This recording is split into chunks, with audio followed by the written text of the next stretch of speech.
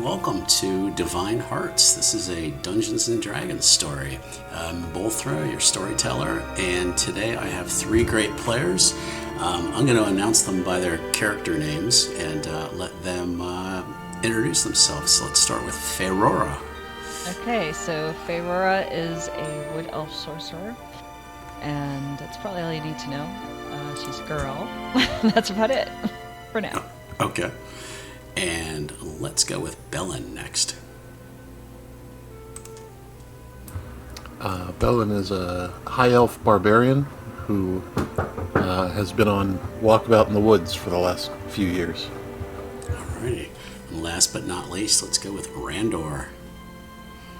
Randor Savage.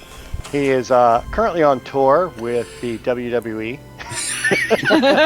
Has decided to. He got the invitation for his old Flames wedding and decided he would take a little break and entertain the masses, or be a bouncer if need be.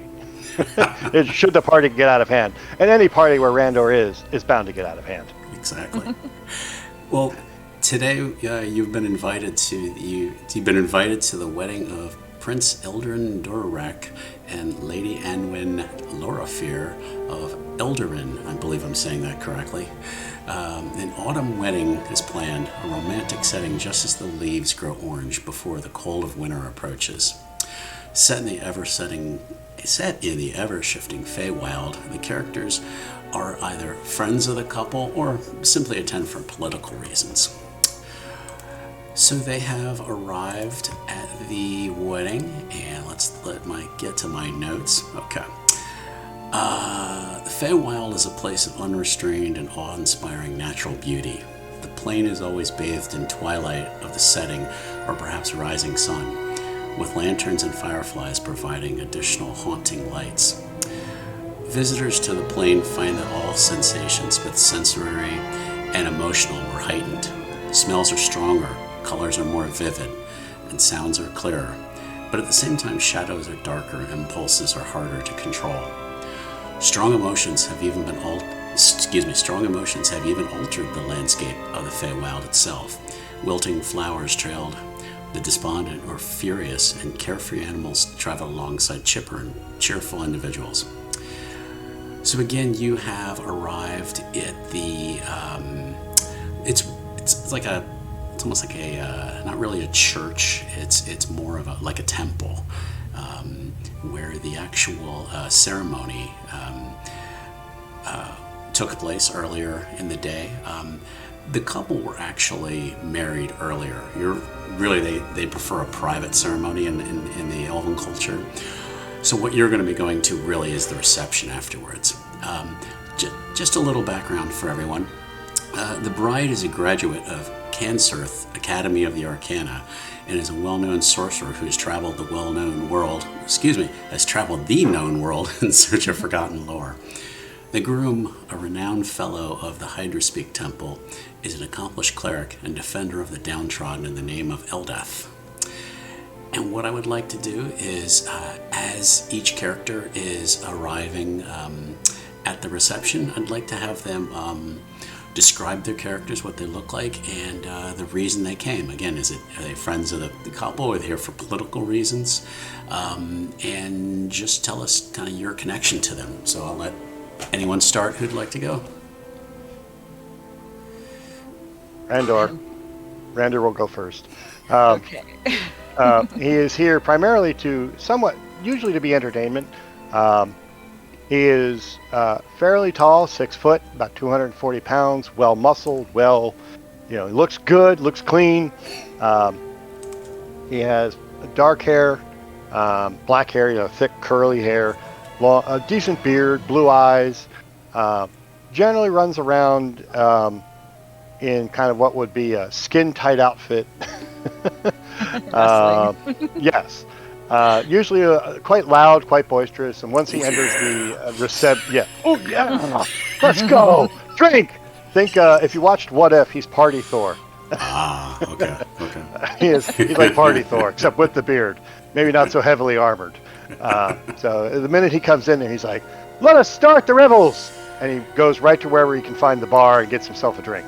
And yeah, a lot of the guests are elven. You do see some gnomes and some humans scattered about, and they all just stop and look like, okay, who invited him? He is an old flame or fling or whatever you want to call it of the princess or whatever her name was. Aenwyn. He's forgotten already. Yeah, Aenwyn. You forgot her name already. What was it? Oh yes, her. Quality gentleman. Yes, he is. He does have an invitation. Not sure exactly where he got it from, but he does have one. Someone invited him. Probably. Yes. Probably not the groom, but no, it was definitely not the groom. It was. He's been invited technically to perform, but he has no intention of actually performing on any instruments. He can. He brought bagpipes and a flute. Okay. And I think is he? Oh no, he has a cloak of many fashions. He does have armor somewhere. He doesn't often wear it, but primarily he wears his cloak of many fashions that can look like a couple of different outfits. So as time goes on during the day, he'll suddenly be in a different outfit. Like, wait, weren't you in blue earlier? And now it's like bright emerald green or something. Yeah. Whatever the mood suits him, he will change it constantly. So. All right. And who's next? I'll go. So Feirera is a wood elf, and her hair is light green, as you might expect from wood elves, and her skin is kind of copper colored, but she has like green freckles on her arms and things like that, and she's about 5.5 feet tall, roughly, and neutral alignment, apparently. And she is hoping to just come to this wedding because she was asked by someone on behalf of the couple and is rather uncomfortable being there. Oh, and she's wearing, like, if we're coming in fancy, she's wearing like an orange colored dress that has green embroidered leaves across it. Nice. Okay. And how about Bellin? Bellin is a high elf. Very tanned skin, very blonde hair. Pretty tangled. And she got the invitation last week. Okay. Because that was the first time she'd checked in with her parents in a long time. Okay. She's an old friend of the bride's. Okay. And has just been wandering the woods for the last however many years. So the wedding came as sort of a surprise to her, and so she's shown up in her everyday clothes, which she's tried to neaten up, but it's still mostly skins and furs. Okay. She does get a couple looks, but from some snooty-looking elves. But for the most part, they kind of keep their distance. So Randor has hit the bar. Indeed. And we have two other characters who are probably, for the most part, probably standing off by themselves, I would imagine. You do have some. Yep. You do have some servants coming around with hors d'oeuvres, things like that. Carry trays. Come up to Bellin. Randor will take the entire tray and be like, "What's for the rest of you?" Servant just goes, rude. There are a couple other guests that you do recognize. This one is a human. He's about 5'6", 5'7". He's not very tall. Stocky build, kind of a flat, serious-looking face, kind of a flat nose. You remember his name is Brock Shepley.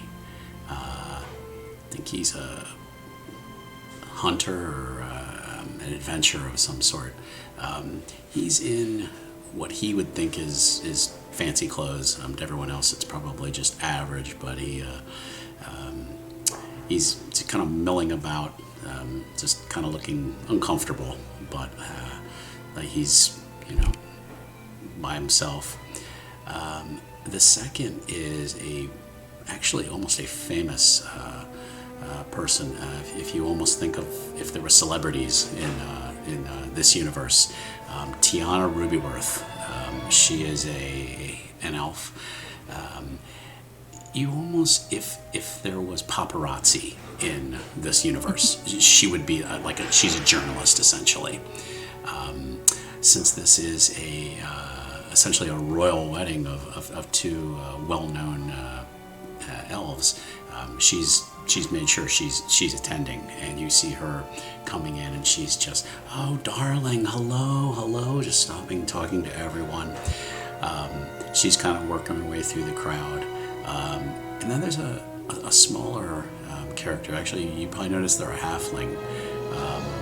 Not quite sure what her name is, but she's also kind of slowly strolled in, and she's kind of looking around. You do have, this is kind of like a central gathering area first, before they actually take you into the reception itself. So what's going to happen is you're going to basically all just kind of get funneled through one doorway into the courtyard outside. And I'm going to kind of give you a description of that. The forest seems limitless as it turns to a dry orange as fall approaches. Its canopy was rained by elm, hickory, and sycamore, and abundant dancing lights bounce through the silent branches. Oops, excuse me. Can't read today. And abundant dancing lights bounce through their crowns for a hodgepodge of shrubs to use the branch and twig-laden ground below. Silent branches dangle from a couple of trees, an array of flowers, which can be seen occasionally highlighted the otherwise brown terrain. Bouquets of late summer flowers guide the path to the ceremony. A discord of noises, belonging mostly to birds, reverberated through the air and were out of sync with the occasional roar of a large animal trying to scare away predators. The canopy thins slowly to reveal the bright blue sky and the still green valley that lies ahead of them. So as you're moving forward and taking some drinks and those kinds of things, you do kind of get to almost like a choke point, where everyone has to come through, and you recognize this is like a security entrance. All right. As you approach, there's a pair of satyrs, or actually the guards, and you hear one of them kind of shout above the crowd because people are talking very loudly. "This is a place of peace and tranquility. At the behest of the bride, she asks that no one bring in even a hint of aggression. There are no exceptions.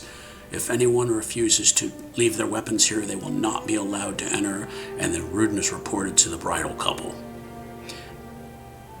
And you see there is almost like a bin or a basket of people putting in their swords and their staves and those kinds of things. So, and I would assume that Randor probably pushed his way towards the front.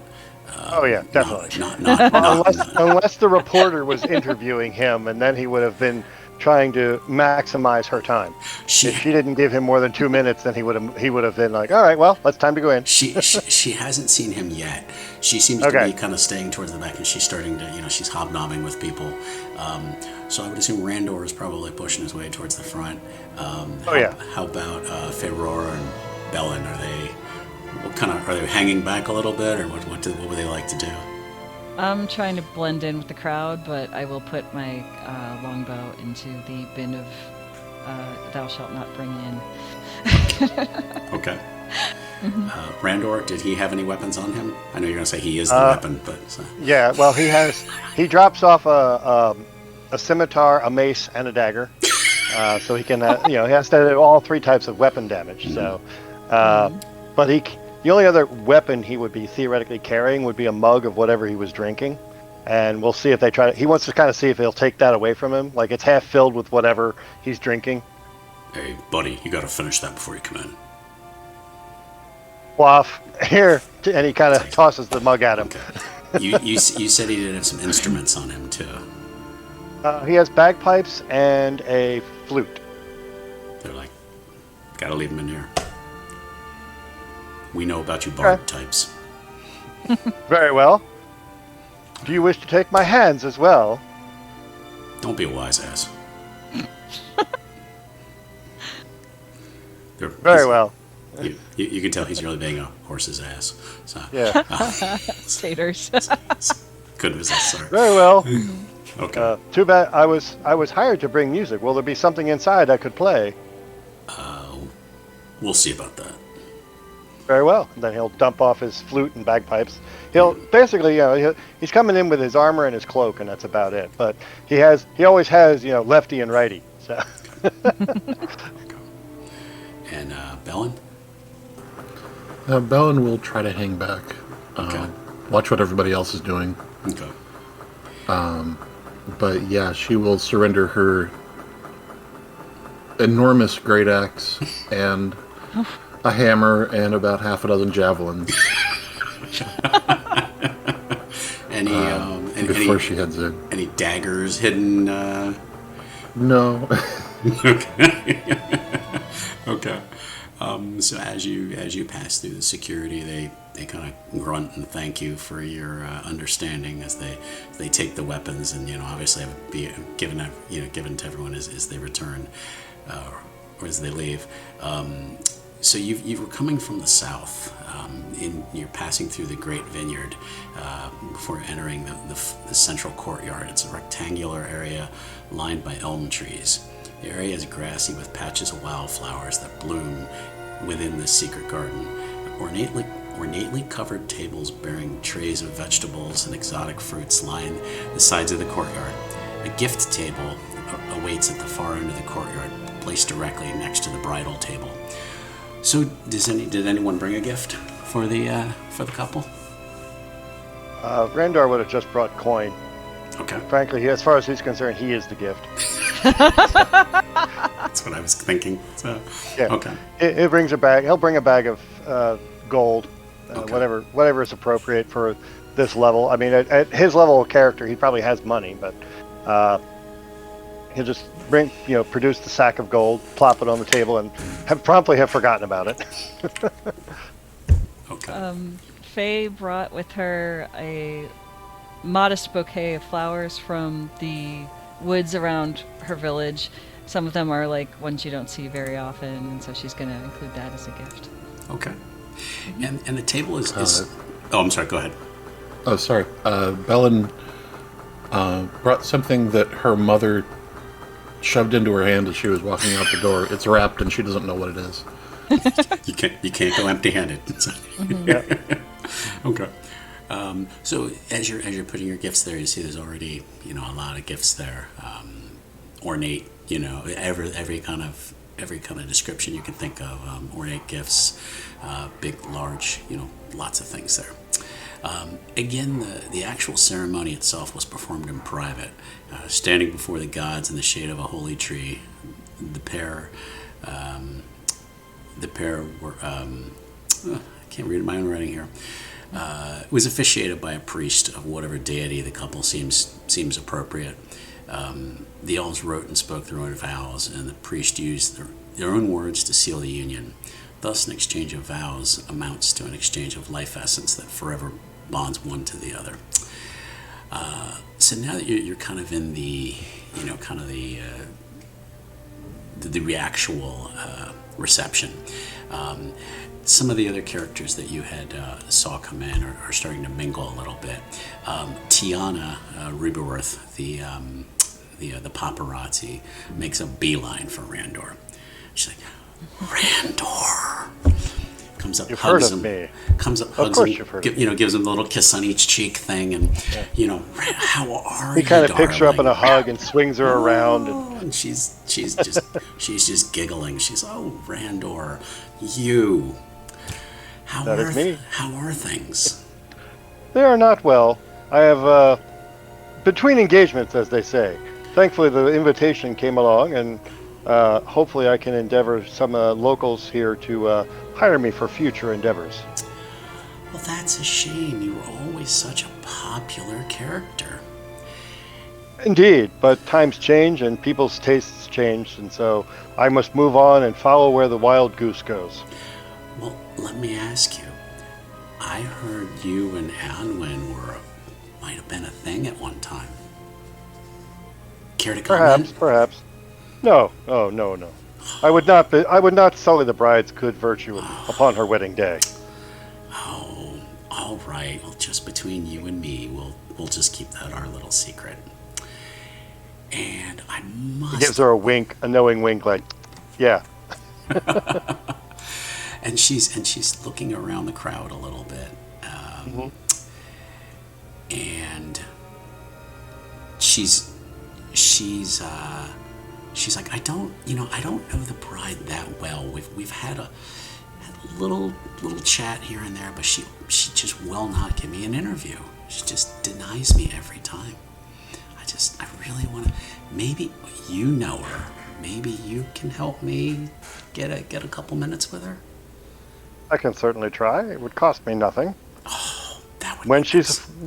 When she appears to be free, I will approach her and see what I can do for you. Oh, thank you. And she kind of puts her hand on your chest.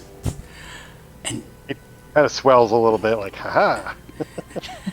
What are you doing afterwards, my lady? Oh, you. She's like, I'm going to be busy. But she just kind of glances around and just kind of giggles. But and I would really like to meet the groom to me, that Eldrin. Oh, makes my heart flutter. He's just so dreamy. Sadly, he and I are unacquainted. Yeah, does he know about? That depends on what the lady has told him. We shared an adventure or two, but I won't say more. You know how well I don't kiss and tell. Well, let me move along. I have other Certainly. people to talk to, and she moves on from Randor and goes to another guest.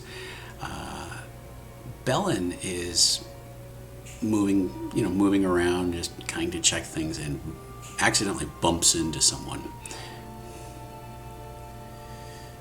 And it turns out to be the adventurer. And he's kind of, excuse me. Oh, very sorry. Very sorry. Sorry, I'm not used to being at these kind of things. Brock Shepley. Bellin, and neither am I. Yeah. It's been a long time. Yeah, and you see him kind of turn his head. He's like, oh shit, that Tiana is here. Don't let her corner you. She's just gonna ask you questions about yourself. She's always just looking for dirt on everybody. That's good to know. Thank you. Yeah. I haven't really been around the couple in a while. Well, she and I had a thing for a while, but that's over now, and it's, past is the past. I still don't know who really invited me to this, because I'm not sure the groom really wants me here. So, what's your deal? Who invited you? I mean, no, I don't mean it that way. I don't mean it in a bad way. I understand.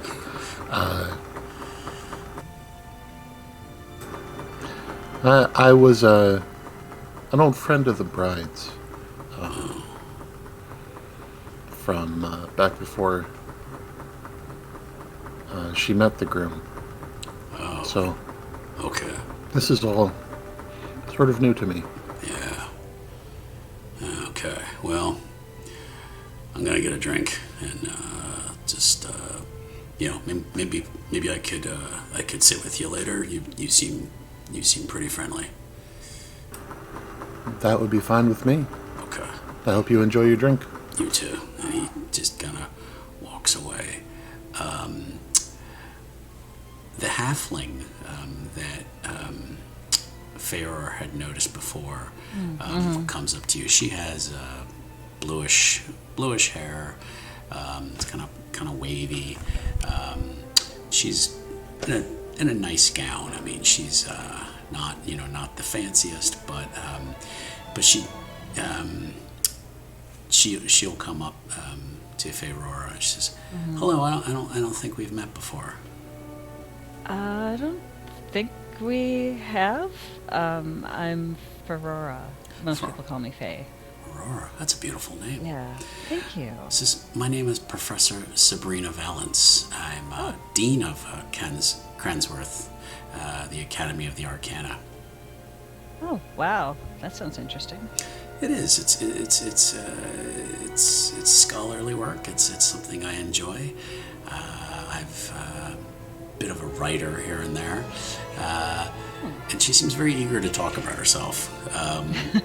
This is what I get for standing off to the side with a glass of wine. Yes. Yeah. So she tells you about some of the books she's written. The Wonders of Forgotten Rituals, Wild Kobolds, and Kobolds, and Arcane Natures of Neverwinter, and the Guidebook of Dryads, just to mention a few. That sounds like a lot of work. So where are friend of the groom, friend of the bride? We've met briefly, but don't. It's complicated, I guess. If you don't recognize my name, then it's probably best. You know? And from behind Feirera, she feels a little tap on her shoulder. Oh. Turns around, and it's Tiana. Hello. Aren't you Feirera? Yes. I that's me. thought you looked familiar. It's just Tiana Rubyworth. Right. I was looking over and I said, I know that's her. I knew her from somewhere. Yep. People do. You didn't go to school with the bride, did you? No, that was Sabrina. Sabrina, you went to school with her, and Sabrina's kind of like, yeah. Oh, that's who I thought. And we even have a celebrity in the house. Well, besides myself, of course. Look over Randor the Savage. He's pretty hard to miss, yeah. Yeah. Over there, Just trying to make a that nuisance guy. of himself. Yeah. And I know that other elf. Her name is Bellin, I think. I think that's her name. I thought I overheard that somewhere. Don't know much about her. I don't know. Well, anyway, it was great talking to you. And Tiana walks away and makes a beeline towards Bellin. Says, it was Bellin, right? Yeah, that's right. I thought it was you. I know you from somewhere. I get around. I see a lot of places. I know a lot of people. And I thought that was you. What brings you here?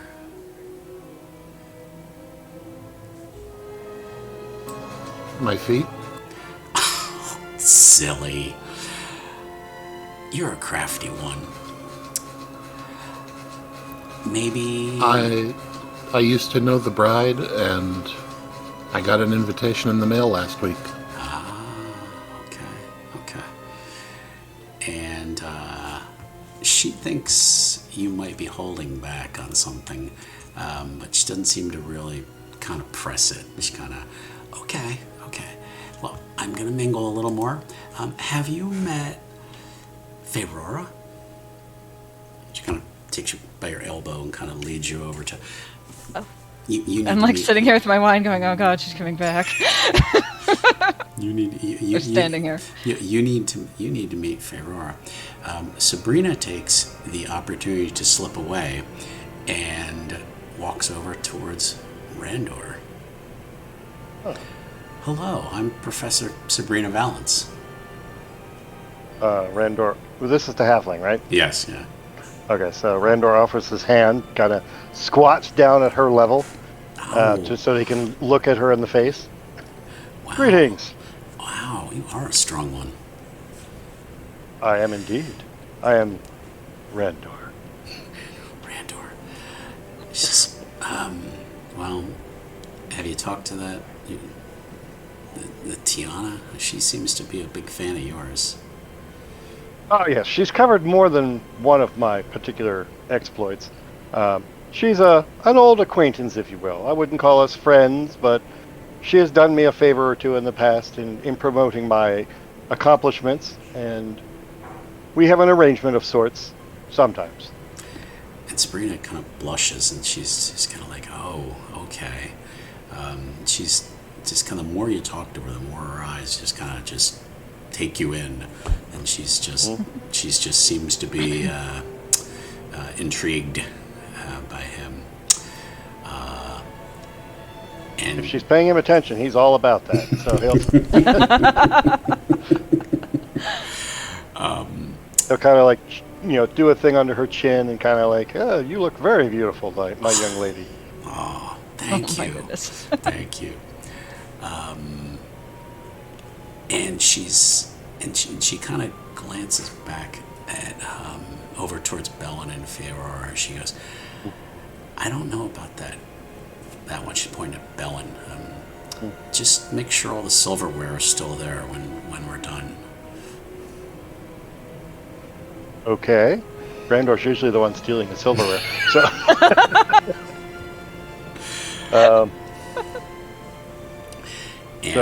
And that other one, as she points over at Brock, the adventurer, she's like, I heard that. Well, she says, no, not I heard. I know that her and Aenwyn had excuse me, him.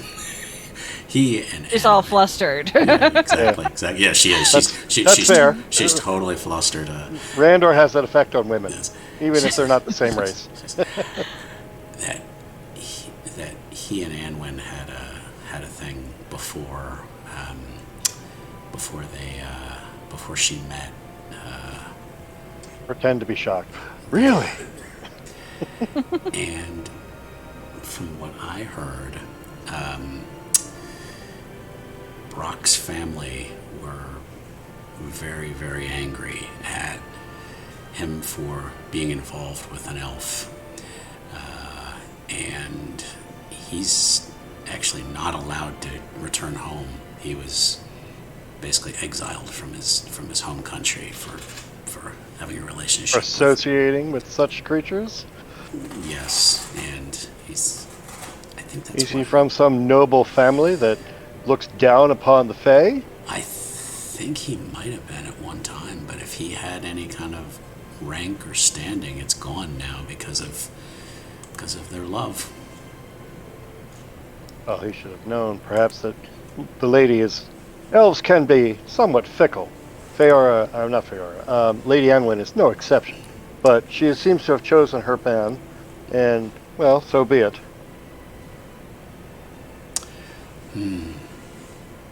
Okay, well, Sabrina seems done with you, and goes off to mingle. Let's go back. Now, Tiana has walked away from Bellin, so now it's just Bellin and Ferrora are left alone to talk. Hi. Apparently, Hello. hi. I'm not sure why she brought the two of us together, but you seem nice, so that's cool. I try to be, not used to talking to things that can talk back. How so?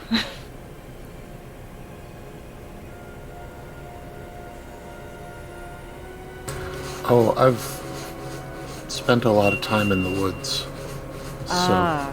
Okay. Yeah, that makes sense. So, not used to being around people. People.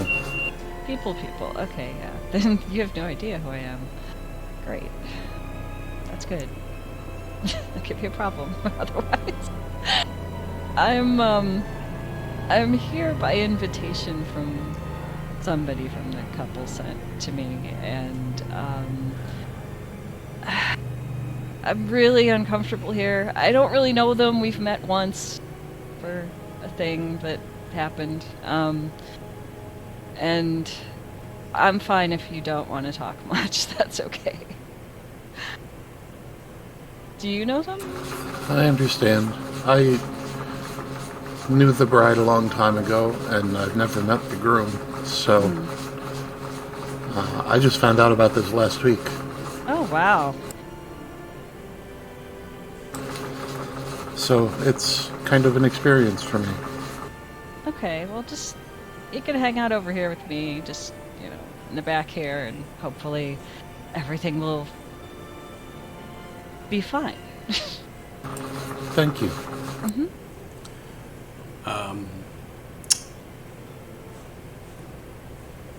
Brock crosses paths with Randor and does not look pleased to see him.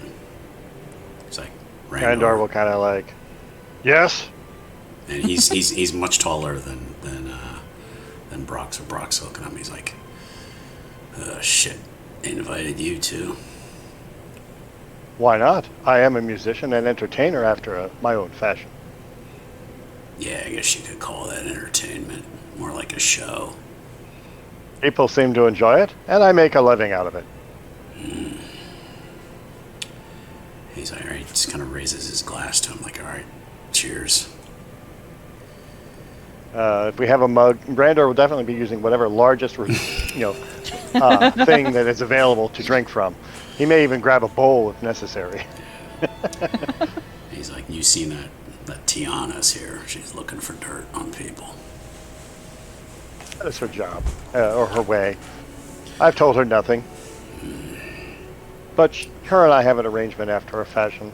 She promotes, I get business or gigs, and I occasionally throw her a bone. Sometimes more than just one. He takes that as a subtle dig. Yep. He's just kind of glancing around at the crowd, and you can tell he's scanning. He's check. He nods over at Belle, and he's like, she seems all right. And that other one, the other elf, I can't quite place her. I don't think I know her. Well, at a Fey gathering, elves are literally a dime a dozen. He's like, you see that little one, the halfling over there? Yes, Dr. Valence, Professor Valence, whatever her name was. Yeah. She seems nice, but halflings are not my way. Too small. Yeah, her and Sabrina went to school together. They went to the academy together. The same one that Sabrina's the professor at now. They went to the same academy. Then she's done well for herself. They were thick as thieves. The best of friends, and I don't know, something happened, and they just drifted apart. And Aenwyn went on to be, the accomplished sorcerer she is now, and well, Sabrina's a teacher, so World needs both. True. We all walk our own path in life. Randor must follow his own path. You do that. All right. Anybody else anyone wants to talk to or mingle with anymore? Randor will go for those that look more like that are more outgoing. Like he looks for those that like. Unfortunately, the wallflowers are going to get ignored by him. Okay. He'll get around to them eventually, but he kind of gravitates, like he's an outgoing personality, so he'll gravitate towards those that are more outgoing, because he's not going to waste his time on those that are going to be standoffish and hesitant, So he's definitely going to go for those that are like, hey, want a party? Sure, let's go. There's a couple of dwarves there. He speaks Dwarvish, so he'll definitely greet if they're female dwarves. Although it can be hard to tell. There's a couple of dwarves that he recognizes. If they're male, he'll still also drink with them. He'll be like, hey, let's go. Let's run up to the bar, grab some dwarven ales, or elven wine, whatever they're serving. Mostly elven wine. Yeah. He'll definitely be drinking sometimes with both hands, like out of two mugs. He doesn't have a helmet with the yeah. Oh yeah. the straws. If he can find one, he'll be like, hey, let's use this. This has got more. This holds more. Drinking out of the Viking helmet with the horn. Right. He's definitely turned it up to 11. That's Randor. All right. If it's not on 11, he'll make sure it gets there.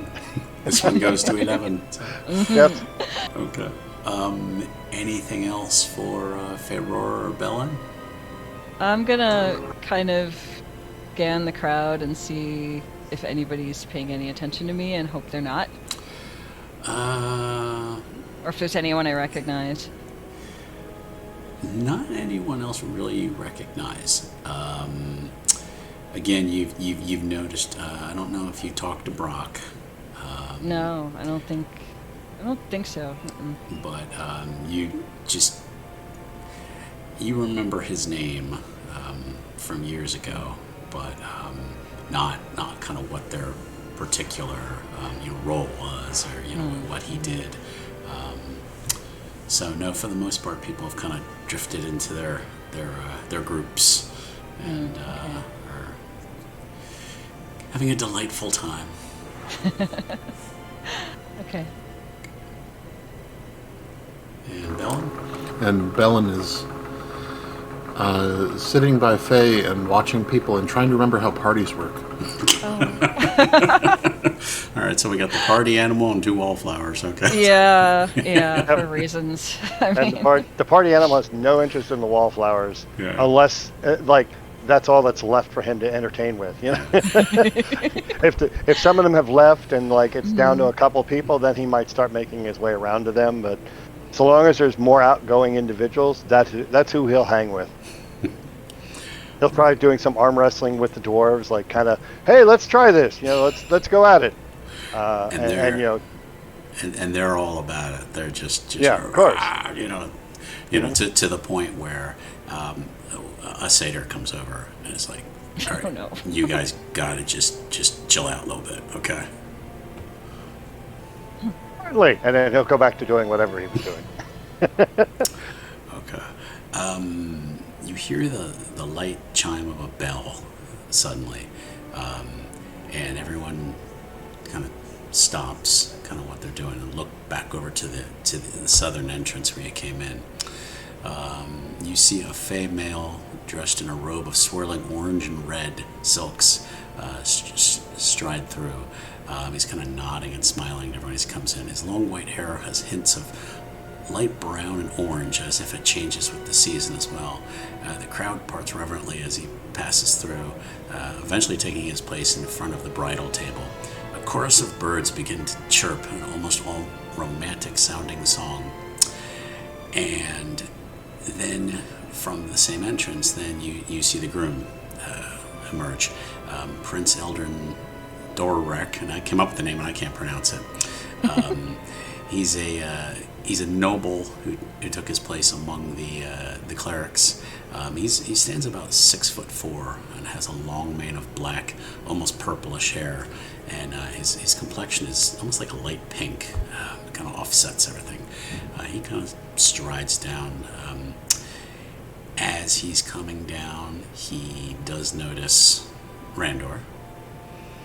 Hard to miss. Just kind of doesn't say anything. You do notice he casts a glance at Brock.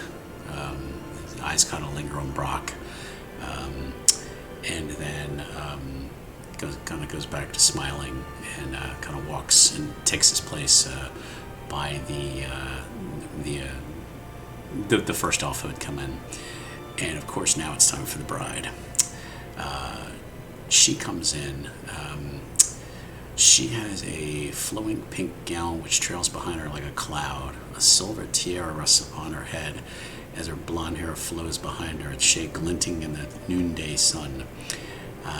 As she comes in, the crowd just backs up. They're just like in awe of her. I would like to have everyone make a perception roll. Okay. Where's perception? Randor's perception is no. Oh, I found it. Okay. It's not about me, so why should I care? I got a 19 plus 5 for 24. I rolled a nat Awesome. 1. I'm too busy looking at myself. Thinking, is this look good? Do I look better than the groom? I gotta make, and he'll probably change his outfit with the cloak. Alrighty. And I've got a 21. 21. Okay. You were able to, as the bride and groom came in, you were able to get the response on their face when they saw you. And the bride was pleased to see everyone. She did kind of a little smirk at Randor. And again, the groom was kind of neutral towards Bellin and Ferrora. Again, was not thrilled with Randor being there. The couple then stop. They kind of bow to everyone, and then some music begins playing. They did have musicians begin to play some light music. The bride and groom kind of turn their back, and they kind of start walking over towards the table, the gift table. They're kind of just looking at everything, just kind of smiling, and then they turn around and head towards back towards the guests. When you notice suddenly one of the packages that was sitting at the front of the table just like bursts open, and this thing that looks like a mosquito, just hideously mutated, flies up out of the box. That can't be good. And flies over at the bride, and the sharp stinger stings her in the neck. Randor immediately tries to run towards the creature. Okay. Bellin does too, actually. Okay. It stings her in the neck, and she falls over, and then someone starts shouting, "The princess has been attacked." The insect is just kind of floating in the air. Randor wants to try to jump up and grab it. Okay. Is Bellin going to try to grab at it too, or? She's going to see what Randor does. Okay. Make a dex roll, Matt. Just want to see if you're going to be able to acrobatics or just straight dex? Just straight dex. Okay. Let's see if this works.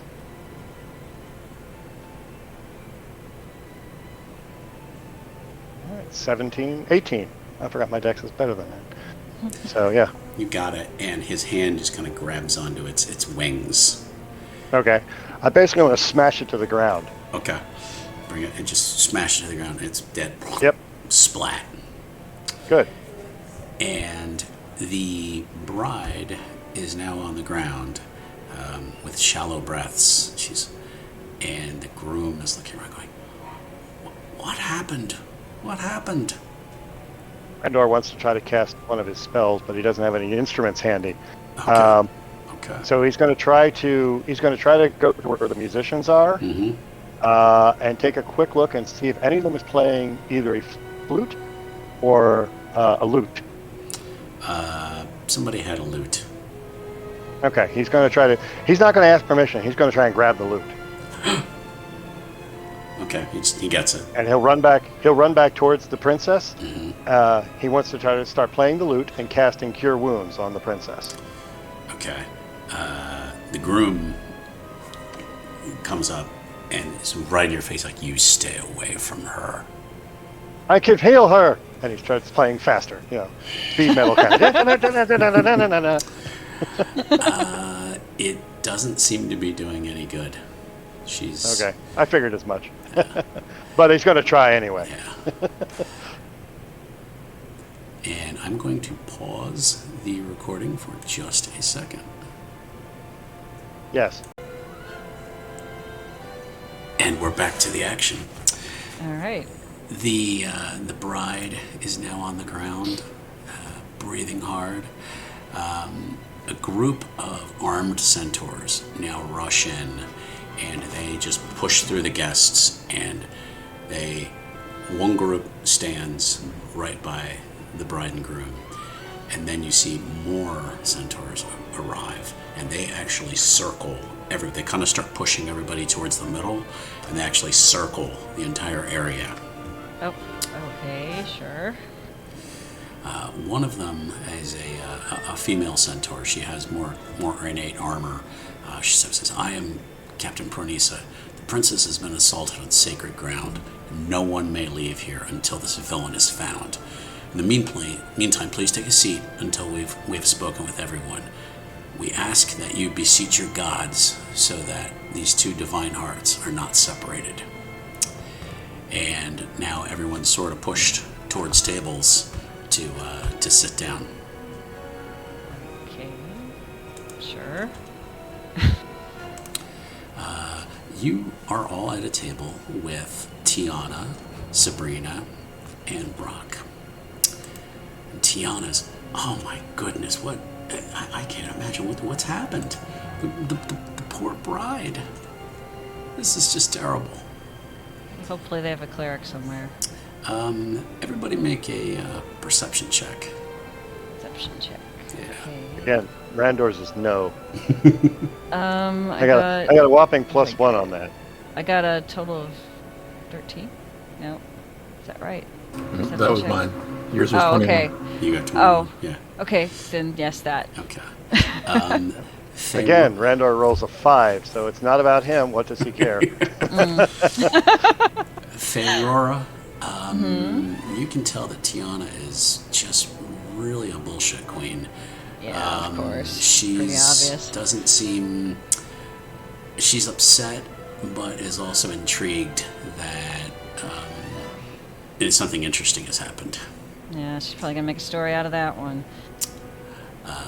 Sabrina seems unsettled, but is just quiet, and Brock looks pissed off.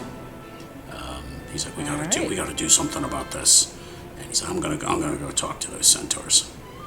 Good luck. I don't think they're gonna like that. Yeah, and he gets up, and you hear him arguing with one of them, and they're like, sit down, like no,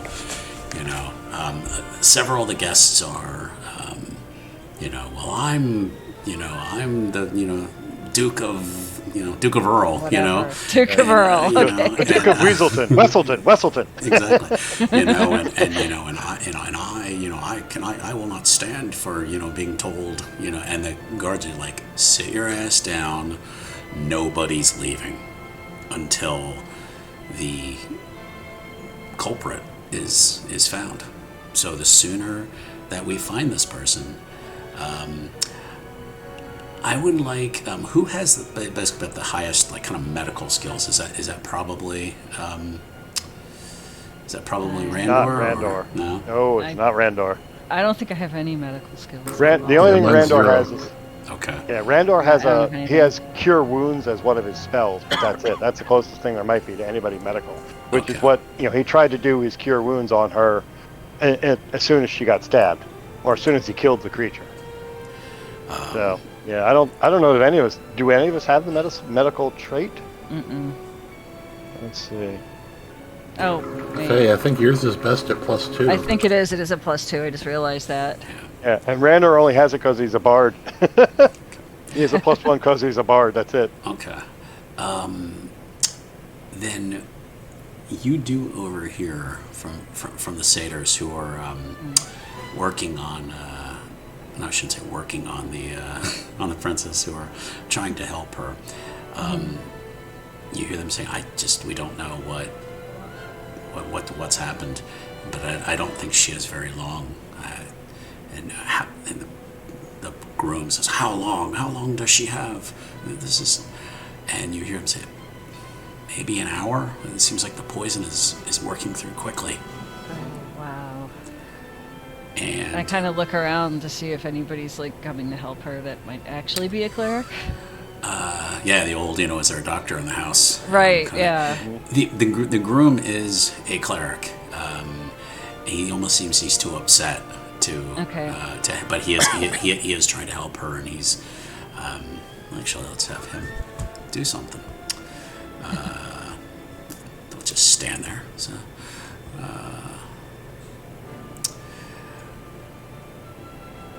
Let's see. Oh yeah, he.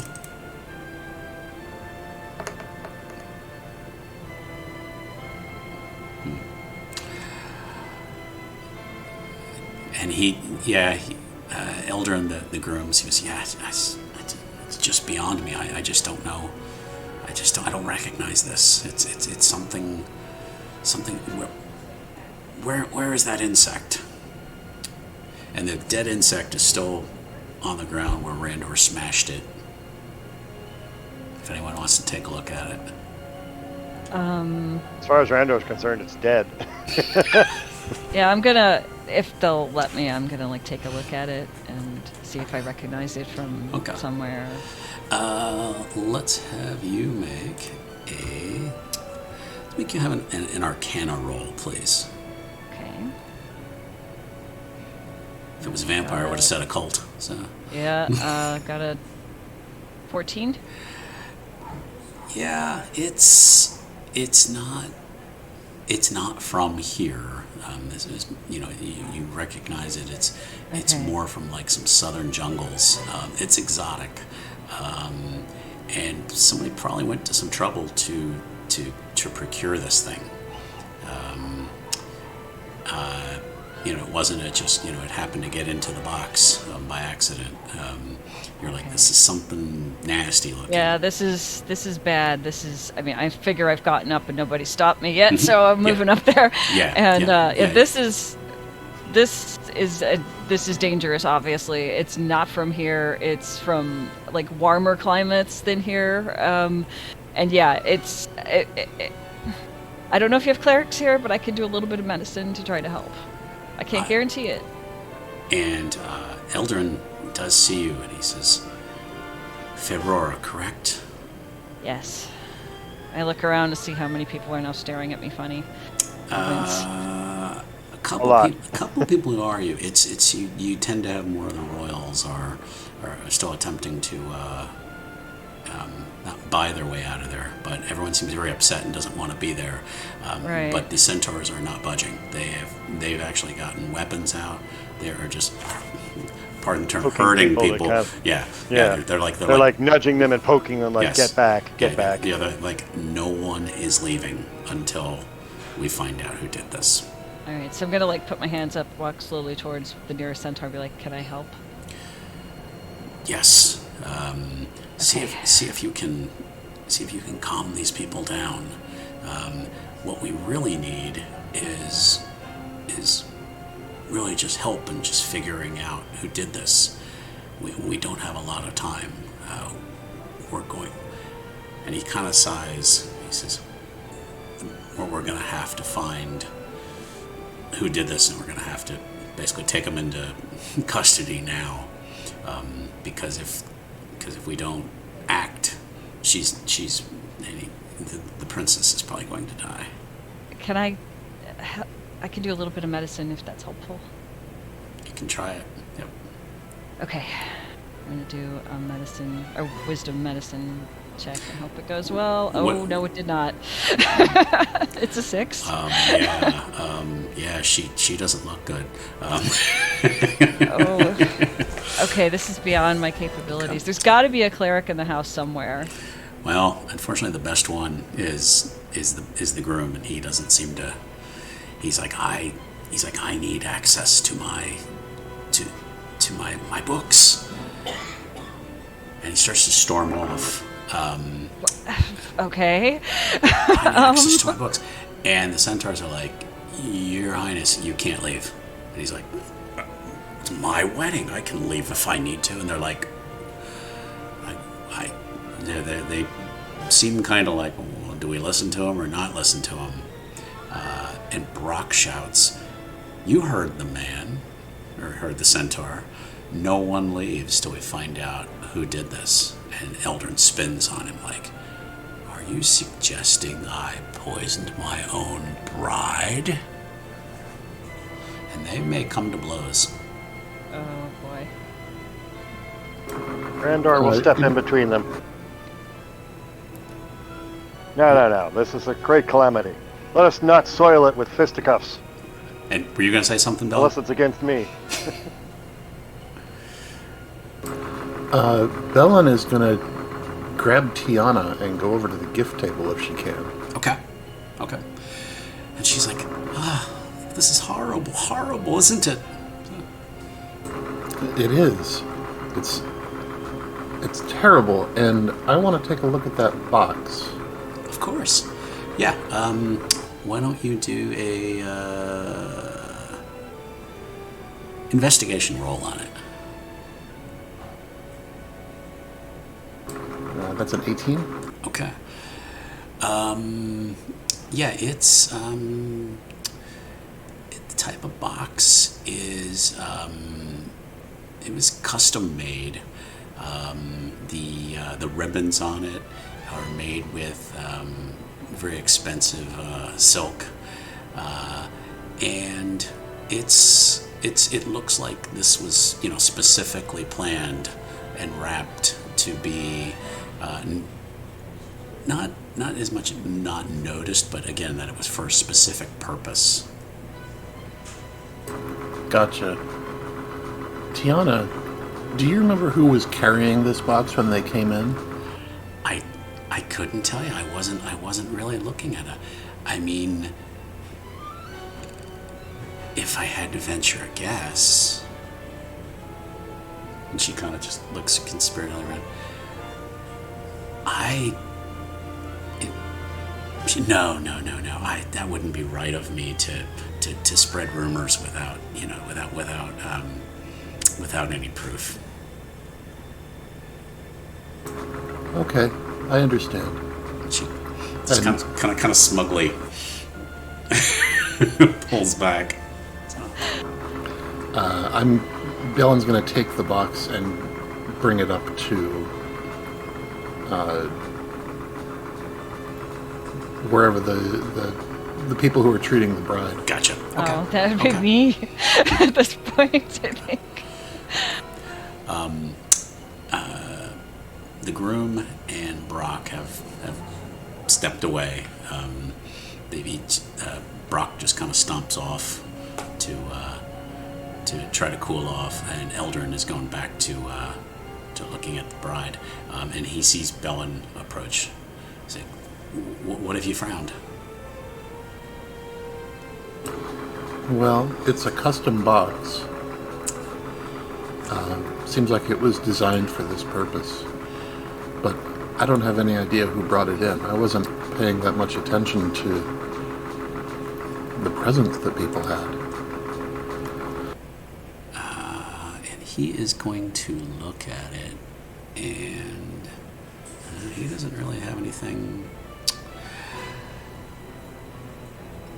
He's like, he picks it up and he's holding it, and he's looking at it as if he's like trying to almost like catch not like a memory, like a essence off it. And he says, "Ferrora, come." Okay, sure. Follow him wherever he's going. Put your hand on the box, please. Okay. And hand on the box. Make an Arcana roll, please. An Arcana roll. Okay. I got it. Ooh. 3. I got a 3. Alrighty. It's a box. It's a strong box. It's fancy. I don't know. He's like, time is wasting. We have to find out who did this. And Eldrin says, he says, "Randor, come here." Wanders up. What may I assist you with? Who I invited? take my hand back off the box. I'm not useful. Who invited you here? The lady, and he'll kind of indicate Lady Aenwyn. I heard of her wedding. I paid her a visit, and we chatted about old time's sakes, and she gave me an invitation. I should tell you also, I attempted to heal her with bardic magic, and it was resistant. She did not gain any better. As you saw, I grabbed the lute from the musician, and it resisted my abilities to heal her. So whatever it is causing her demise is resistant to, well, bardic magic at any rate. I don't know if the divine magic would be of any help.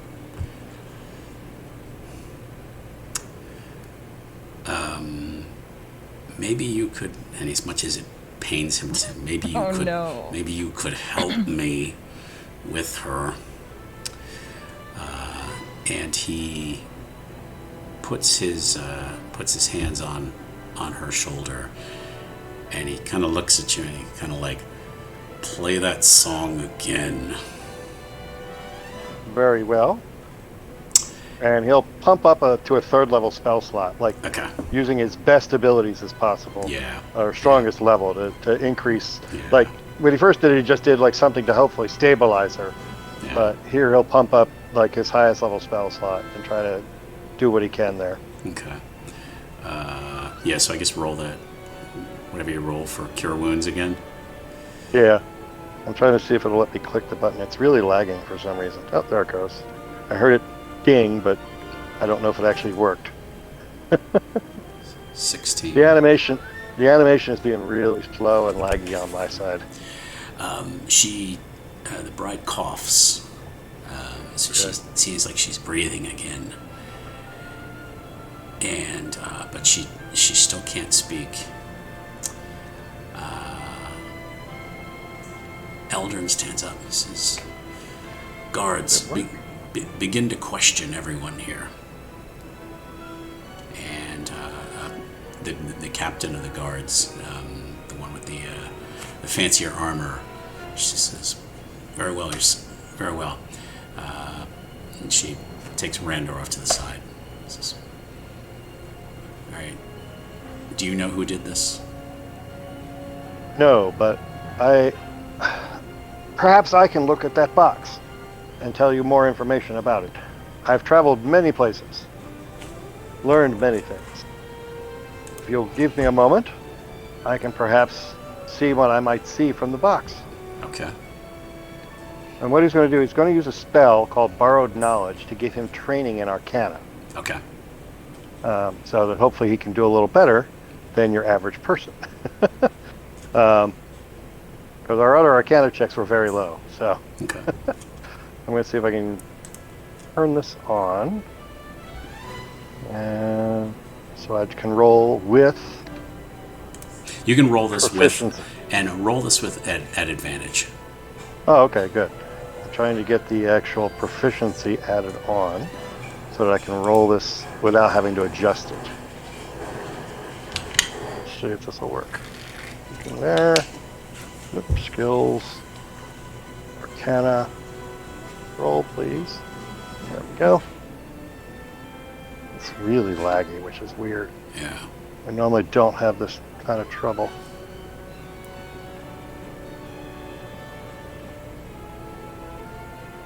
There we go. Shift. Click.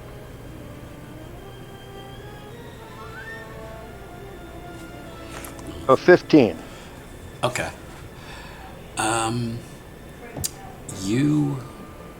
You do recognize that the box is a style that's kind of made in the South, and the type of ribbon that's used, just as a performer, you would have noticed these kinds of things in maybe some of the theatrical performances you'd been in. You recognize it as a style that might have been used a long time ago, maybe when you were younger, but you remember it from when you were dating Aenwyn when she was younger. It was something that a style she really enjoyed back when she was in school. Okay. So it's a Aha! older style, but you recognize it, yeah. Okay. So, very well. I will tell this. I will then try to find the lead centaur, or whoever's in charge of the centaurs. Yeah. Basically, go to them, kind of like, I think I've learned something in examining this, but I would like to talk to you in private about it. Okay. And the captain, she kind of takes you over to the side. She's like, "What is it?" Ribbon that was used around the box is from a style that Princess Aenwyn favored when she was younger at school. Okay. Perhaps someone who knew her at school would be someone to start looking at first. And she's looking around. She's going, looks at Feirera. Goes, Right. her? No, the other one, the halfling. Or did we learn that the Winchell was the paparazzi? Sorry, I was using an older word. Yeah, Walter Winchell. So yeah. Yep. They kind of they went back a long time, but they didn't really go to school together. I wasn't sure if she did or not, but the halfling, the now headmaster of the school, they went to that school together. They did. And they were friends in school, but they have fallen apart. Perhaps there is some bad blood between them now. I would say investigate with them, the halfling first. After all, who would suspect such a small creature of such treachery? And she nods and she says, "All right, we'll start talking to her." And Tiana slides up to Ferrora. She says, "Nobody's going to get out of here until they find out who did this." Right. I just can't bear the weight of all this. I really just hope they find out who did this horrible thing. Okay, it's all about you, isn't it? Because that's what it sounds like. The princess is on the ground here trying to breathe, and you're worried about not being able to sit here until then. I know it sounds heartless. Yes, I realize good. that's how it sounds, but couldn't they just wrap this up a little faster? No. Go away. You're probably not helping things at all. She stomps away and goes over to talk to Brock. And Oh my. Brock is just... He's just he's still fuming. And he looks like he's about ready to take Tiana's head off. Good. And she stomps off from him to go find some crying women, and she goes to talk to them, puts her hands on their shoulders, and is talking to them. How's the princess doing at this moment? She's breathing, but she still looks like she's gasping for air. Yeah. Okay, so I'm gonna ask one of the centaurs to. I'm just gonna wave one over, and whichever one arrives, I'm gonna say, okay, so I brought that bouquet of flowers that's on the gift table, and some of those flowers, they're not just pretty, they have some medicinal qualities with poison, specifically. In case you run into poison ivy or something in the forest, If you can bring me that, the purple ones, you can put them on someone's forehead and it eases poison a bit. Not immediately, but it does something. And he looks kind of like, I don't know if I'm allowed to do that. Well, it'll save her life, possibly. At least we'll ease her pain. So what do you know about poisons? I'm a wood elf. I'm aware of poisons in the forest. I've traveled through it quite a bit. I know what not to touch. And I know what helps. Kind of whistles over to one of his fellow guards. He's like, "Come here." He's like, maybe we ought to investigate this one a little further. Because she wants us to do more to the princess. I'm trying to save her life. Okay. No one else is helping. While they're arguing with you, Bellin, I think Bellin would have been close enough to hear what Randor... Randor only talked to one of the guards, right? About the box, right?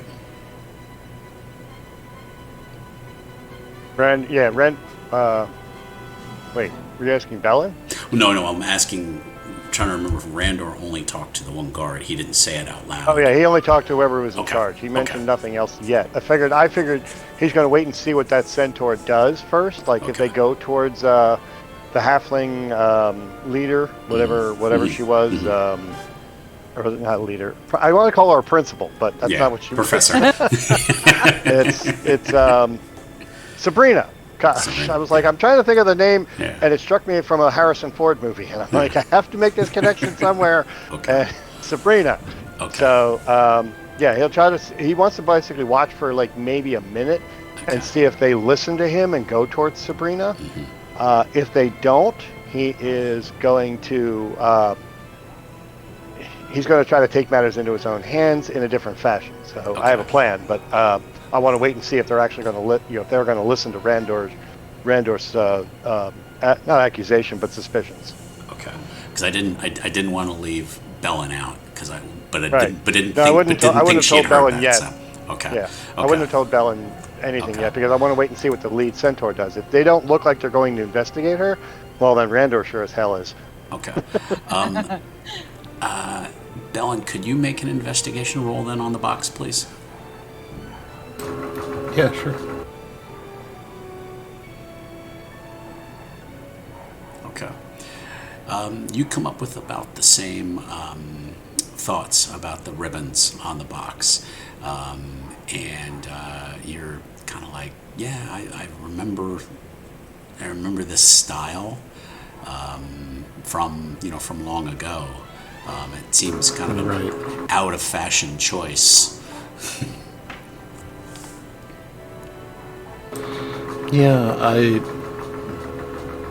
I'm surprised anyone would still use this.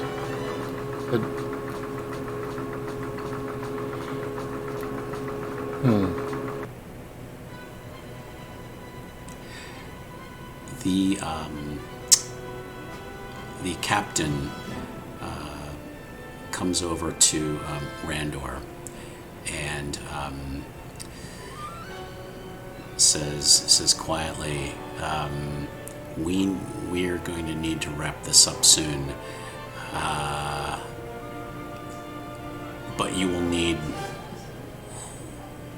We have no proof at the moment, but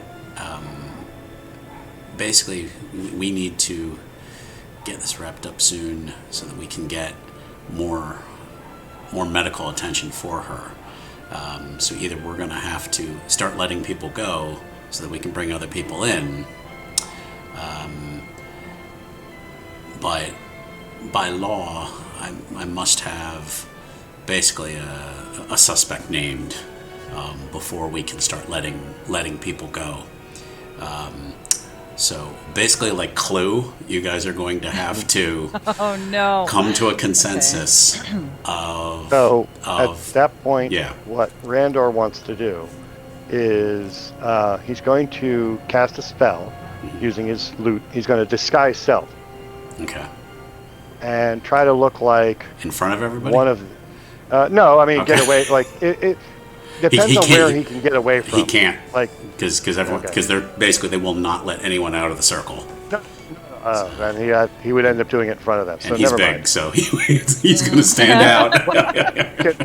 I wanted to make him look a little shorter, just a little bit different. But if there's nowhere to get away out of view of the entire group, then that's not going to help. Yeah. Okay, so.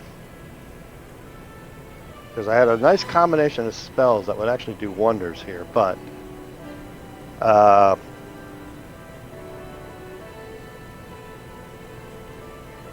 right. All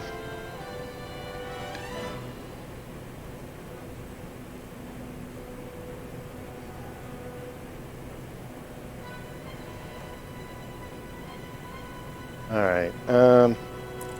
So instead, what I think I'll do is I will make my way over then casually to the halfling.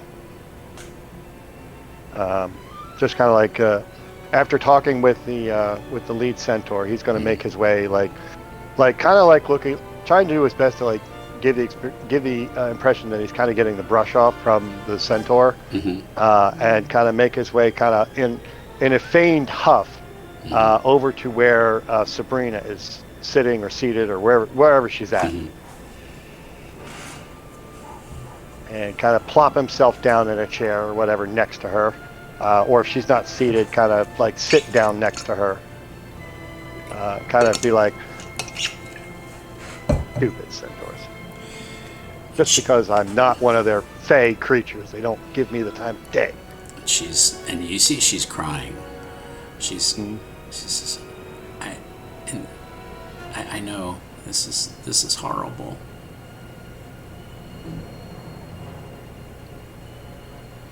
But who would do such a thing? That's what the centaurs are trying to find out. I think it's one of these stupid noble folk who simply just wish to cause their own havoc at a wedding. Can't not be the center of attention. Ferrora and Bellin, you can also see him talking to her, and you can see Sabrina's crying. I'd like everyone to make let's make another investigation check, please. Oh, I know nothing. I'm a 2. I'm waiting on the flowers to come back so I can help. Yeah, apparently. 14? No, 13. Okay. And what did... Bellin got a 15. And a 15 for me. Okay.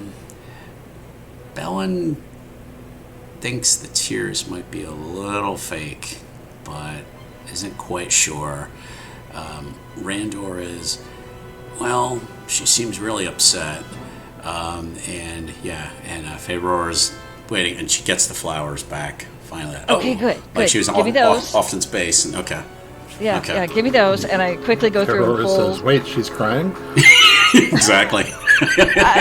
Bigger things to worry about right now, so I go and pull some of the purple petals off some of the flowers, and I gently place it on her forehead, 3 of them. Okay. Don't move. This'll help you. You'll feel better soon. Trust me. And breathing seems a little better, but the spot on her neck is just gigantic red, just pulsing. Okay, let me crush some of the leaves of that one and see if I can just put it on that thing and just, hold still, and this will help a little. It's not, I'm not a cleric, but this is all I've got. Out of everyone there, only the player characters really seem like they've been trying to do anything to help or investigate. So the captain rounds up the 3 of you. He says, Okay. She says, I'm stumped, but you all have been investigating this and helping further than I. We have to name a suspect. Who do you think has done this thing? I think perhaps jealousy has clouded the vision of Sabrina, and she has done something foolish, although she may be suffering from remorse at this point. That is my suspicion.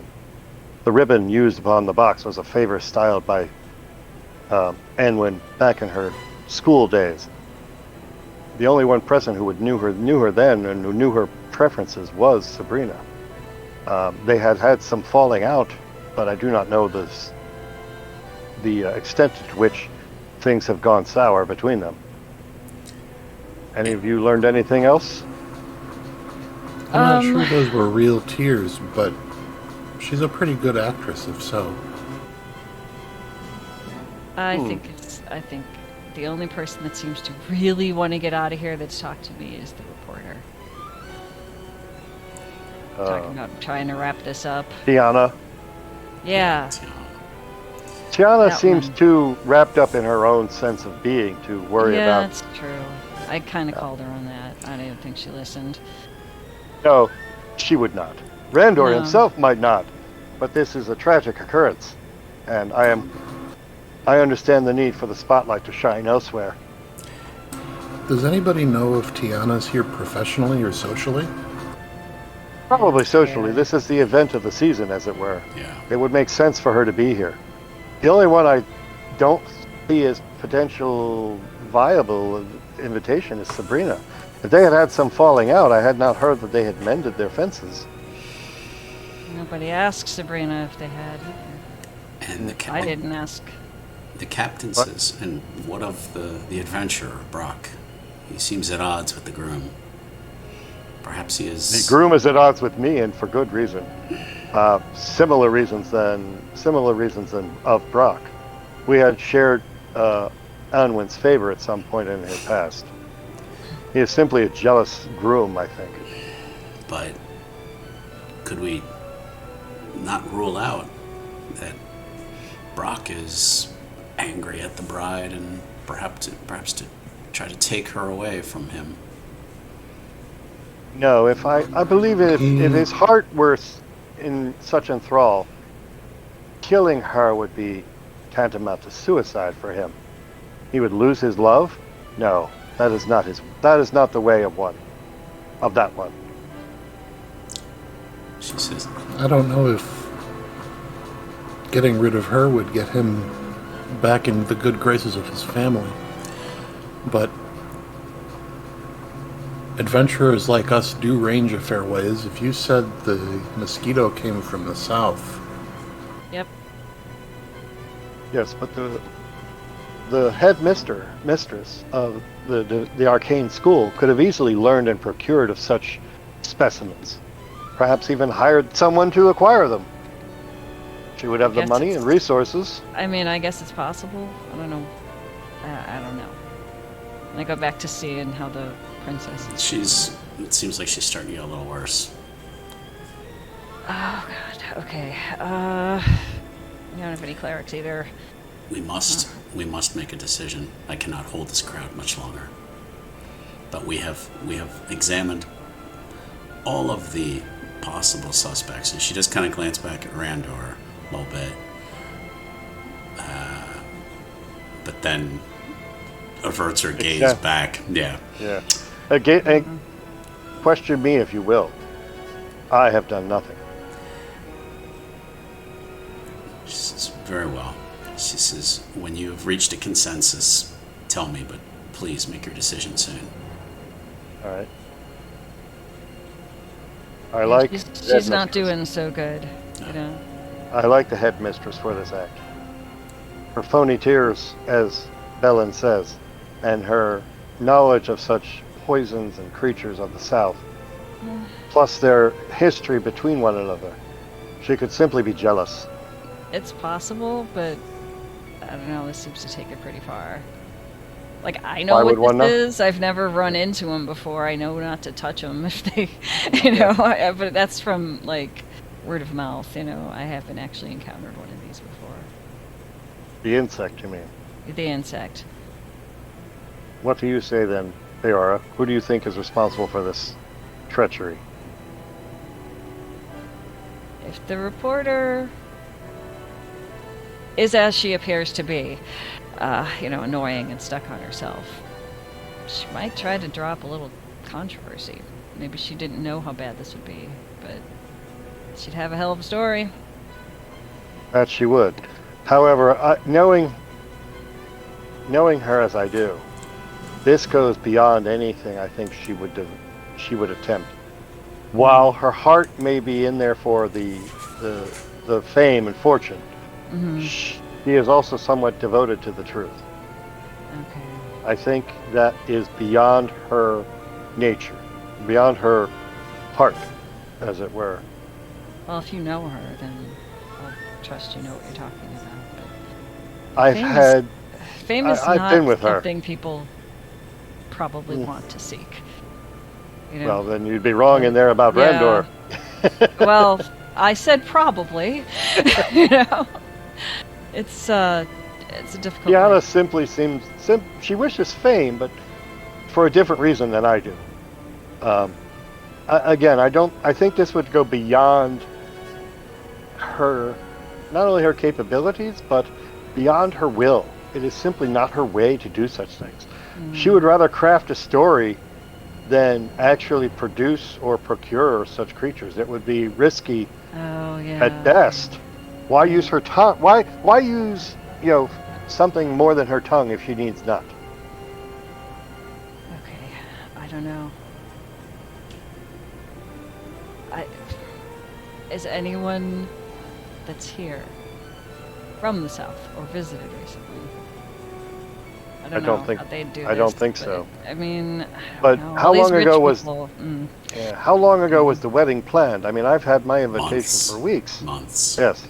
Yeah, I got an invitation a while back. So it would not take long. I mean, it would take some time to acquire this, but certainly if the invitation were sent out months in advance, it would give plenty of time to acquire such creatures and prepare the delivery mechanism in the box.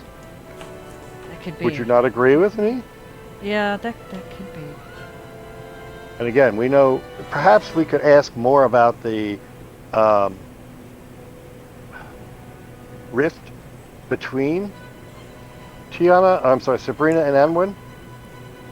Learn more of its nature, but we would have to ask others who knew them both. We're I running out don't- of time. Well, I don't think there is anyone else here. Did anyone else attend school with our lovely bride,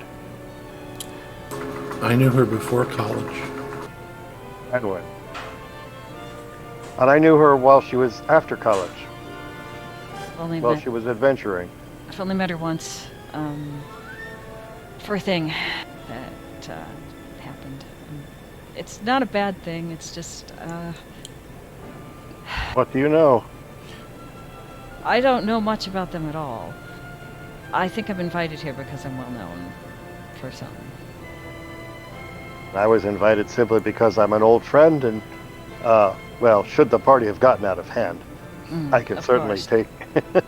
I could course, settle things. yes. Settle things easily. But no, I stand by my conviction that Sabrina is the one responsible for this.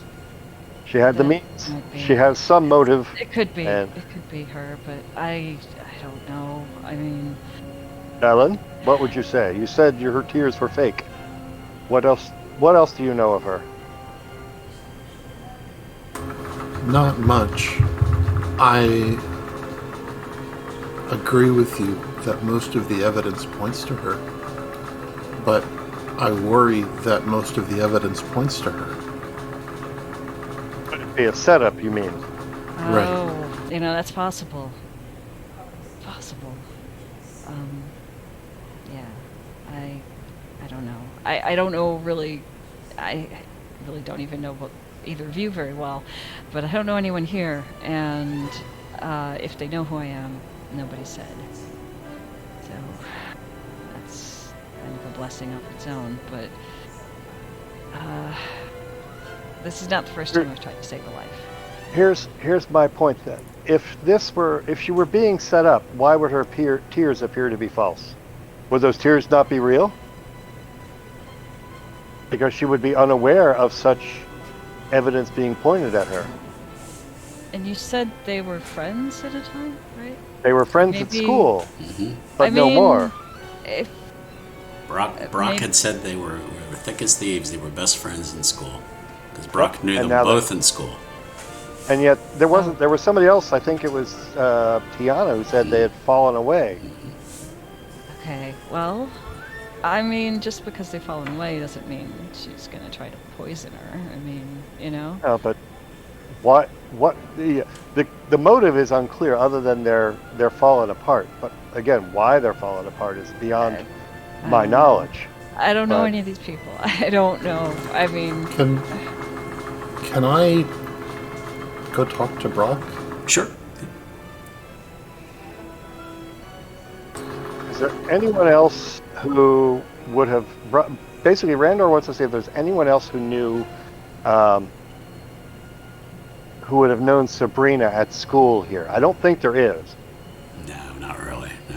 Okay. Besides So the only bride. one, so yeah, the bride who can't talk, and then Sabrina were the only two who are from her schooling Brock. days. Brock might Oh, have Brock, known. right, Yes, right. yeah. So, I will join. Brock's already talked to me, but I don't think he likes me. So, No. but I will join Bellin with investigating Brock. At least I want to get a little more information from Okay. him. Okay. He just So- kind of looks Bear, up, you looks return up to at the both of you. princess and deal what you can. I'm trying. He's like, It'd be better if there was a cleric. there is, but he's just too upset to focus. Fall upon his deity. Yeah. Yeah. So Bellin, he'll kind of let you. He'll kind of point his hand at Brock and nod, lead the way. Okay. I actually only have one question for Brock. Mhm. Did Sabrina date anybody in college? She dated me. Oh, Wait, Sabrina dated you? Oh, no, Sabrina. Oh, I'm sorry. No, I heard that wrong. No, Sabrina did not. No, she was kind of a bookworm. She just stayed in her studies and didn't really have any romantic interests in school.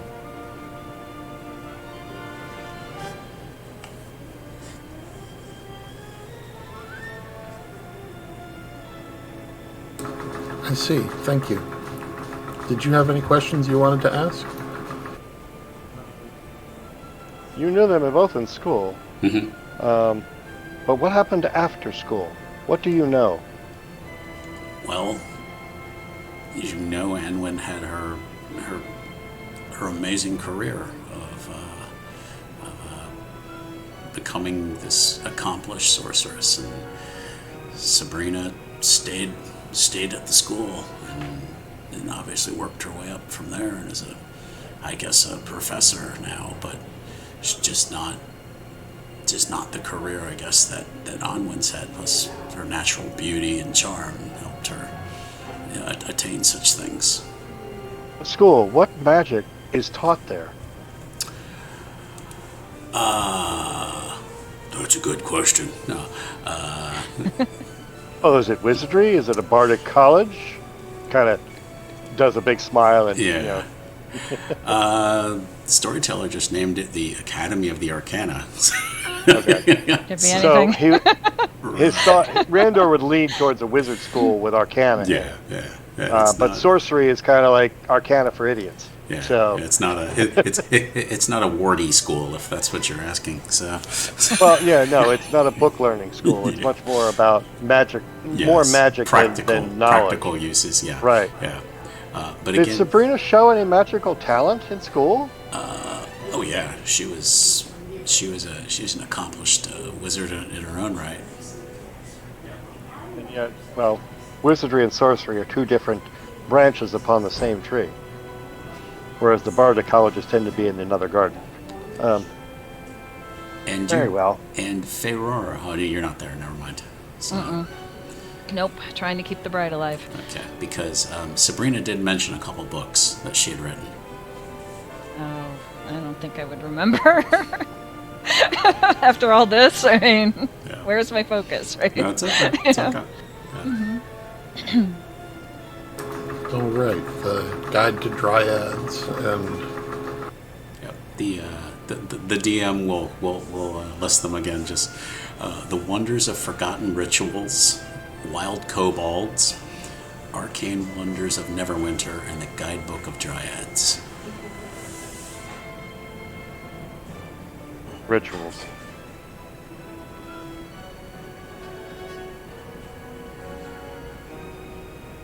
Ritual magic. Perhaps.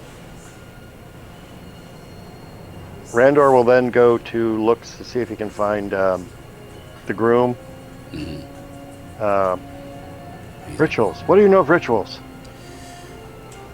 Why? I think this may be something performed upon your bride, before non Aenwyn. A ritual that is causing it to interfere with magic. That's why we can't heal her. Check for such things. That could be such a thing. And let's See what you can do to unweave a ritual. Alrighty. Call upon your deity, you fool. And he seems a little put out that you just called him a fool. But he says, very well. He's a clod. Oh no, he's probably very upset. Can you not dispel? He's Remove the magic. Yeah, he's still a little frustrated. yeah. This time he rolled a little better, and he's like, I do sense something cloaking almost. He's a bore, but he's not that rude. Yeah, exactly. Now, if the dwarves wanted to get down and nasty, then Yeah. he'd grab the folding chairs. Yeah. He's like, but I do sense something sinister about this area now. The captain does come over and says, we must make a decision soon. This crowd grows unruly. All right, meanwhile, I'm going to kind of scan the crowd and see if I can pick out a cleric somewhere. And if I find one, I'm going to send him a message. Get up here. You don't really you see a lot of knights and ladies and Useless. basically useless nobility. So Yeah, commoners, but yeah. no magical talents whatsoever. And the bride starts to cough, like she's like having more trouble breathing. She's Oh no. and she's gasping. Quickly, a Randor will decision must be made. I think the Book of Rituals that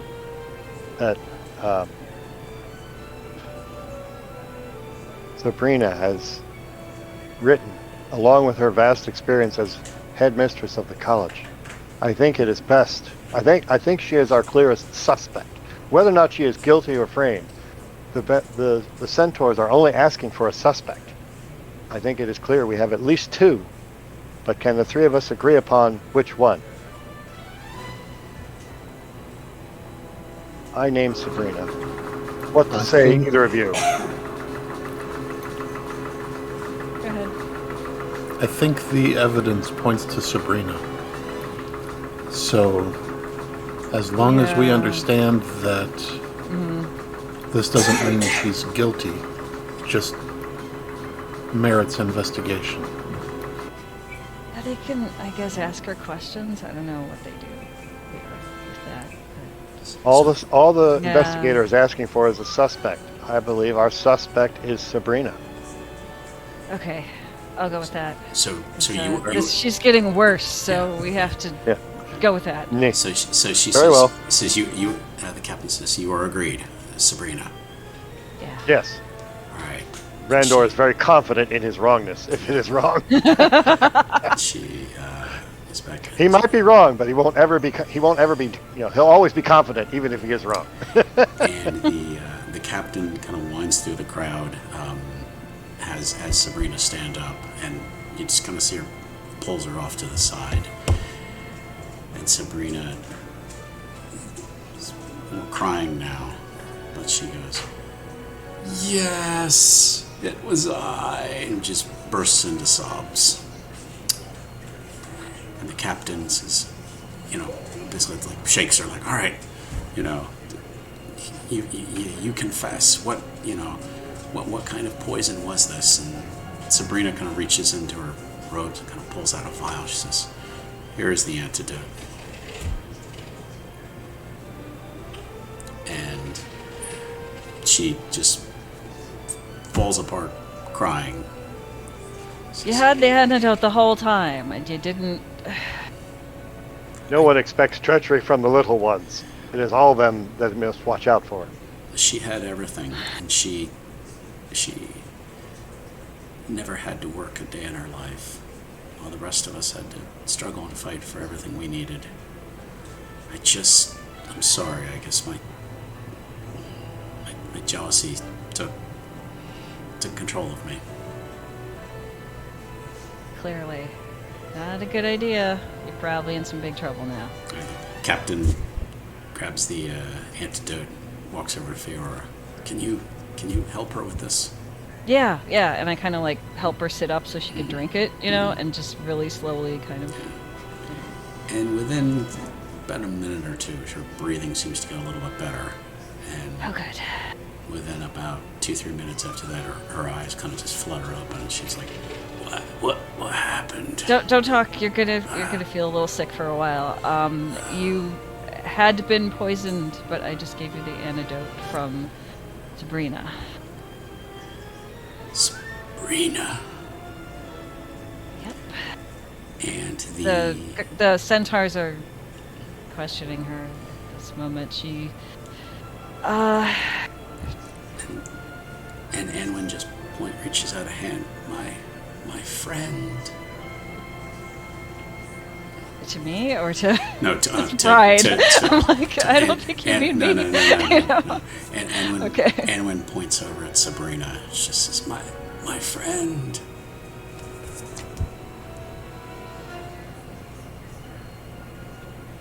Yeah, she, I hear you two had a falling out. I don't need to know why, but I don't think she was over that. And the captain has two other centaurs quietly start leading Sabrina away. Is there anything the characters would like to say to her before she's led away? Randor will just look sad. I don't care. I get this feeling Randor just puts his hands on his hips like, ho, ho, ho. No, he'll kind of be like, he's kind of more like, oh, that's sad. Such a waste. Yeah, I've been trying to save this woman's life the whole time. The antidote was in that woman's pocket. You know? Bellin I get the Feirera is probably a little upset, a little angry. Yeah. Bellin is hoping that the centaurs disperse so she can get back to her beer at the bar. Yes. Randor still has his. Once the villain is taken away, the guards do kind of start to break up, and some of the guests just hustle out of there.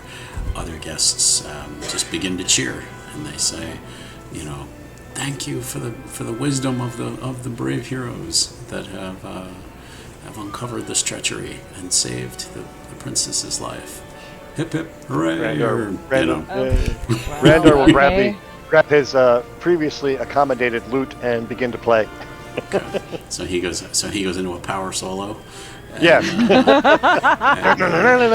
Okay, And good. Bellin takes another swig of beer, and then I guess Ferrora, maybe she's gonna have a drink as well.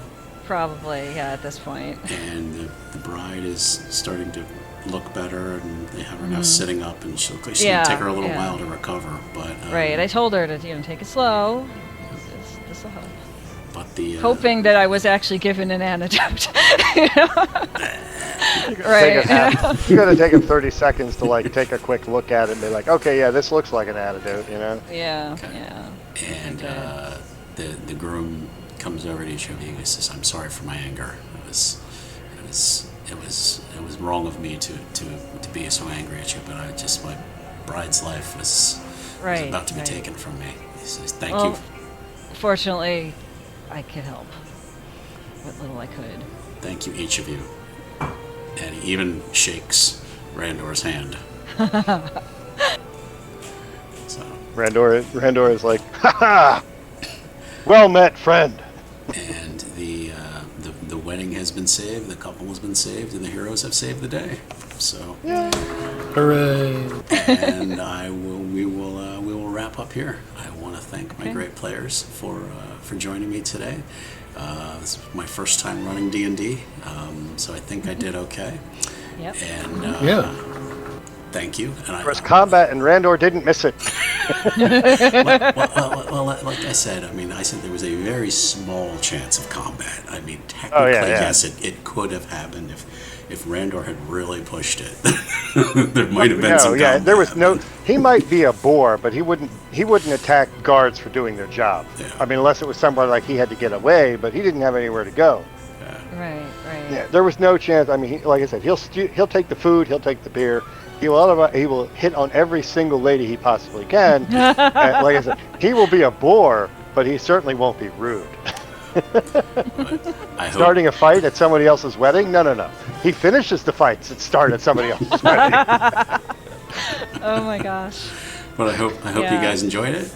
And, It was I gotta save Randor for a future endeavor. there you go. Definitely, You never know. If I run another game, maybe we'll return these characters again. So Maybe, yeah. But thanks again for everybody, and have a great day. Thanks. All right. Bye. All right.